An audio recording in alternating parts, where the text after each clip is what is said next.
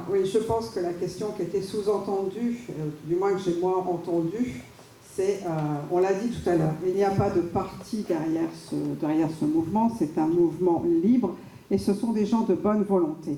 Donc chacun y met la part qu'il peut y mettre, chacun donne de son temps quand il a la possibilité de donner de son temps, organise des réunions quand c'est faisable. Et en fait, la participation, elle peut être simplement prendre du temps personnel pour pouvoir participer et organiser des choses. Et il y a d'autres personnes qui ont par contre participé différemment. Et ça fait partie en fait d'un acte citoyen, tout simplement. Et j'en profite que j'ai le micro, j'ai eu l'occasion d'assister à une conférence hier, ne serait-ce qu'hier.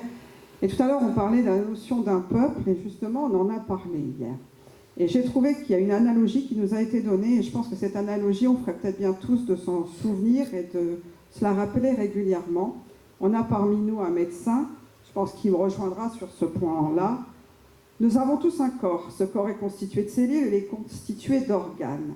Et notre corps ne fonctionne pas quand un des organes dysfonctionne. Et jusqu'alors, je ne pense pas que dans notre corps, il y a une cellule qui dit « je suis meilleure que la suivante et moi je fais mieux mon travail que l'autre ». Je pense que si chaque cellule se met à vouloir prendre le dessus sur l'autre, et bien au final, on n'arrive à rien. Et ça donne certainement un certain nombre de cancers qu'on peut voir actuellement. Donc là, actuellement, je pense que nous, on pourrait se dire, ben oui, plutôt que se dire et toujours se confronter, se dire qu'on est là pour apporter les uns aux autres, tout simplement, et qu'à partir du moment où on essaye d'avoir cette vision-là, de se dire qu'on est là pour apporter les uns aux autres, on arrive à construire quelque chose en commun, tout simplement.